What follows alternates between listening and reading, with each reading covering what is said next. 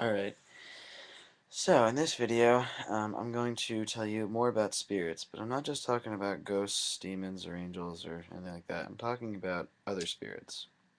So, to help you understand this, okay, I've already told you about heaven and hell, alright? And I've also told you about how dimensions work and spirit dynamics work, and basically any spirit that manifests in our realm is kind of separating from his dimension, kind of touching ours, but neither wholly here or there. They're just kind of in between. Um, and then the form that we see is their energy manifestation. There's been accounts of some beings being able to literally cross the boundary, but I've never seen it. Anyway, so now that I've told you about demons and angels, okay, it's time to talk about other spirits. So, to start out, if any of you have heard of a tulpa or a thought form, okay, that's a good place to start because a lot of spirits can actually be born of human emotion, and through that they become what they become later on. Um, for the most part, spirits are beings that are animated, sometimes like self-conscious or self-aware aspects of creation. It sounds a little bit weird, but think of it like, okay, there is the concept of um, reading, okay, or books. So, there is a spirit that is in control of, or not that necessarily in control, but there's a spirit that directly relates to knowledge, reading, books, okay, and then in the spirit world, they appear probably as either a librarian type entity with all kinds of books and whatnot, or as literally books themselves, animated and given life. Spirits are like that. Any concept you can think of, there's a spirit for. So it's almost like chalk sound, you know, if you can draw it and it exists in chalk sound. Um, so with just about everything, there's a spirit for it. And with that said, there are certain types of spirits that any hunter will have to deal with. Um, Now, to break it down, hold on one sec. To break it down for you nicely, okay, I got some paper here. We're going to my track history and paper. Okay, so we have a bunch of different dimensions, okay, that influence us supernaturally. There is heaven, hell,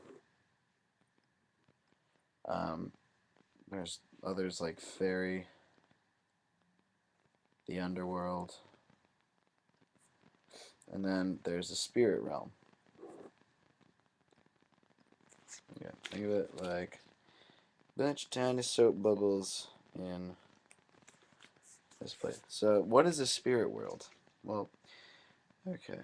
The underworld is the place where the souls of the dead, both animal, human, everything, where they go to transition to the next life. To many, it just appears as the place they're at, almost like a place of white light. Um, Hell is the final destination. That is the place of torment and torture. Heaven is the place of eternal paradise.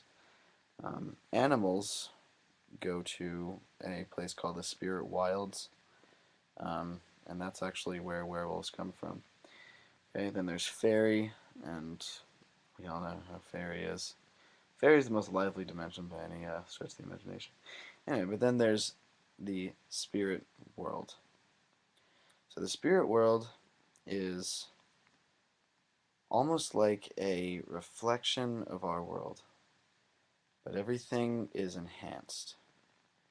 So if incredible good uh, emotions are had there, like a church, it's like a much more grandiose church with beautiful light shining down upon it. If it's a, you know, backwater ghetto where lots of people have died, it's like closest to hell as you can get without actually going there. It's Spirit is a place that is made of our emotions. So the spirits that inhabit it are also made of emotion. Spirits are the things that we give life.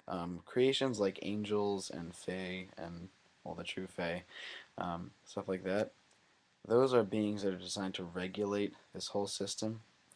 But much like the creator, we have some ability to create ourselves, and we do so with these thought forms or these spirits that we actually make. Now, once we die, that doesn't mean that a spirit dies, because a spirit, like an idea, can live on way past somebody's death. So these constructed spiritual entities, they are they're very interesting. They can have weaknesses, much like ghosts and stuff. A lot of them tend to not be able to cross iron or salt, but some of them can. Some of them are actually iron spirits. It's all very complicated, but for the most part, because as I told you before, iron and salt work because of their dimensional qualities. Occasionally, with the spirit world, because of its ever-changing fluidity, the structural integrity of their dimensional linking is difficult to mess with. So salt and iron don't do the trick. For the most part, it does work, but there's always that one case. Anywho, so um, and that's based on etheric dynamics, which I'm not going to get into. Actually, I'll get into that really quick. Okay, think about it like every single dimension is an island. Surrounding it is a bunch of water. All that water is the etheric substance, and it's kind of like, liquidy, gooey stuff. That's what emotion, like power, is, I guess. Sound like a hippie. Anyway, just keep that in mind. So these spirits in this spirit world walk around, do everything just like, they're designed to do by us, unintentionally. Um, Spirits can be given praise and raise in energy and become more powerful. Generally speaking, the stronger the emotion and the stronger the connection to the spirit, the greater its influence is. Spirits like to affect our reality so that they can affect themselves. So it's almost like two sides of a mirror, or a like mirror, world, verse, whatever. If the spirit affects us to praise it more, or if the spirit, which is designed to do what it does what it does, it can influence our reality. For the most part, spirits that interact with our reality don't. They're doing their job, but they can run rampant, kind of like the whole monster under the bed thing. Um, but yeah, like these guys, dealings with the spirit world are very interesting because they directly relate to our world. So anything that happens here will happen there, and vice versa. Although time is slightly different there, but yeah, just if you have any questions about that, please, because this is a really horrible description. I'm sorry. But the spirit world itself is a very, very dark place and a light place. It's interesting. It's very close to us. It's like right on bordering closeness of fairy. Um, it's very interesting. Yeah. So anyway, yeah. If you have any questions, leave them in the comments. I'd love to hear. Yeah, guys. Happy hunting.